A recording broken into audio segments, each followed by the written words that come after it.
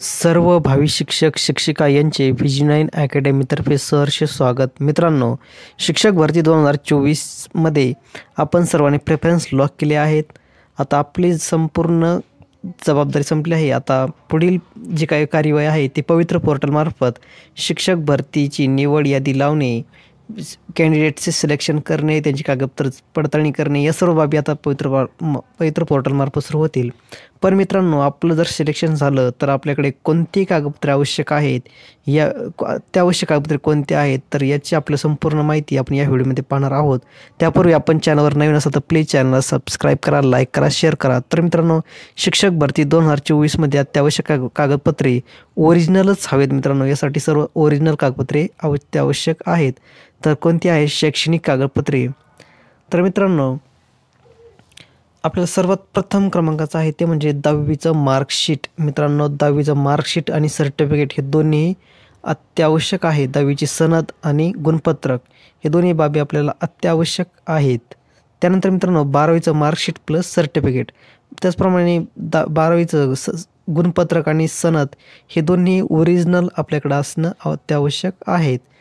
त्यानंतर मित्रांनो, जर तुमची पदवी झाली असेल, डिग्री झाली असेल तर त्याचं मार्कशीट आणि सर्टिफिकेट दोन्ही लागेल. नसेल तर तुम्ही आत्ताच तुमच्या विद्यापीठाकडून काढून घ्या.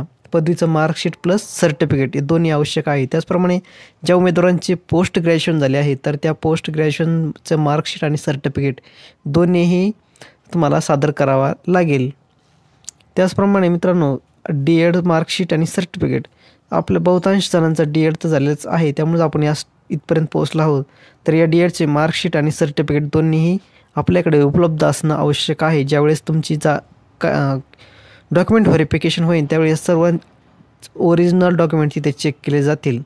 त्यानंतर मित्रांनो, ज्यांचं BED झालेलं आहे तर त्या BEDचं मार्कशीट आणि सर्टिफिकेट दोन्हीही तुमच्याकडे असणं अत्यावश्यक आहे. ही मूलभूत शैक्षणिक पात्रता आपली आहे DED BED, तर ती असणं आवश्यकच आहे. त्यानंतर मित्रांनो, MSCIT सर्टिफिकेट, उमेदवारांना तुम्ही जर टेट फॉर्ममध्ये किंवा सेल्फ सर्टिफायमध्ये MSCIT झाल्याचा तुम्ही उल्लेख केला असेल तर तुम्हाला त्याचं सर्टिफिकेट सादर करावा लागेल.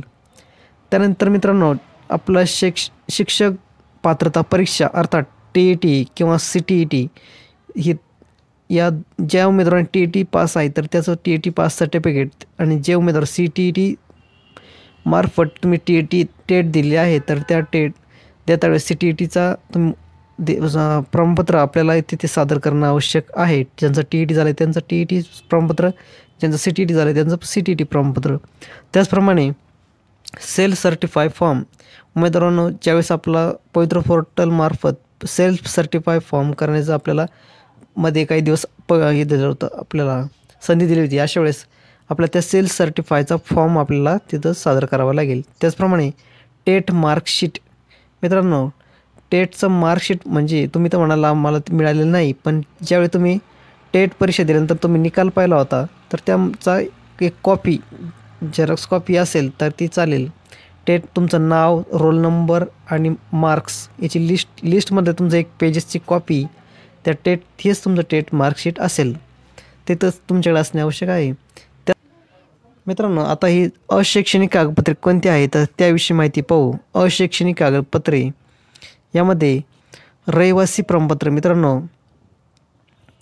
प्रथम क्रमांक रहिवासी प्रमाणपत्र, तर हे तुमच्याकडे तहसीलदारामार्फत रहिवासी प्रमाणपत्र किंवा डोमासाईल हे तुमच्याकडे असणं आवश्यक आहे. त्याचप्रमाणे मित्रांनो, आधार कार्ड तुमचं, याचा उल्लेख तुम्ही टेट परीक्षेत आणि नंतर जे काही सेल्फ सर्टिफायमध्ये आधार कार्ड नंबर टाकला असेल तर ते तुम्हाला आधार कार्ड सादर करावे लागेल. त्याचप्रमाणे जातीचा दाखला, मित्रांनो जे उमेदवार कॅटेगरीतून आरक्षणाचा लाभ घेऊन तुम्ही परीक्षेला बसला आहात त्या जातीचा तुम्हाला दाखला सादर करावा लागेल, ओरिजिनल.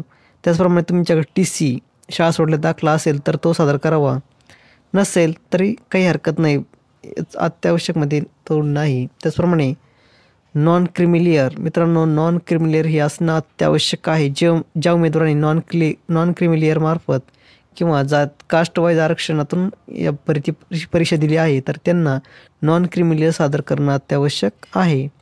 ज्या उमेदवारांच्या नावात बदल झाला आहे, उदाहरणार्थ महिला असतील तर लग्न झाल्यानंतर वडिलाचे नाव जाऊन पतीचं नाव तिथे लागते, तर अशा वेळेस आपल्या नावात बदल झाला असेल तर अशा उमेदवारांनी सक्षम प्राधिकाऱ्याकडून आपलं नावात बदल झाल्याचं प्रमाणपत्र सादर करावं लागेल. त्याचप्रमाणे समांतर आरक्षण प्रमाणपत्र ज्या उमेदवारांनी समांतर आरक्षणाचा लाभ घेतला आहे, उदाहरणार्थ भूकंपग्रस्त, प्रकल्पग्रस्त किंवा इतर आरक्षणाचा लाभ घेतला आहे, तर अशांना आपले ओरिजिनल प्रमाणपत्र सादर करावं लागेल. त्याचप्रमाणे मित्रांनो, जे उमेदवार दिव्यांग आहेत तर अशा उमेदवारांना दिव्यांग प्रमाणपत्र सादर करावं लागेल. उदाहरणार्थ अंधत्व असेल किंवा अपंगत्व असेल तर अशांना ते सदर प्रमाणपत्र सादर करावं लागेल. त्याचप्रमाणे छोटे कुटुंब प्रमाणपत्र, मित्रांनो तहसीलमार्फत छोटे कुटुंब प्रमाणपत्र आपल्याला मिळवायचे आहे तर ते आपल्याकडे सोबत असणं आवश्यक आहे. त्याचप्रमाणे ST प्रवर्गासाठी जात पडताळणी प्रमाणपत्र,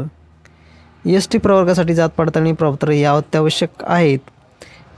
जे उमेदवार ST प्रवर्गात मोडत आहेत तर अशा सर्वांना जात पडताळणी प्रमाणपत्र भरती होता वेळेस तिथे सादर करावा लागेल. तर मित्रांनो, अशा पद्धतीने हे सर्व कागदपत्रे आपल्याकडे असणे आवश्यक आहेत. एकही मिस होऊ देऊ नका. तर अशा या सर्व प्रमाणपत्र आपल्याला तिथे भरती वेळेस सादर करायचे आहेत. एकही मिस होऊ देऊ नका. ज्या कारणामुळे आपण भरतीतून थेट बाद होतो, तर अशी कोणती चूक होऊ देऊ नका. तर मित्रांनो, व्हिडिओ आवडला असेल तर प्लीज चॅनलला सबस्क्राईब करा, लाईक करा, शेअर करा. धन्यवाद.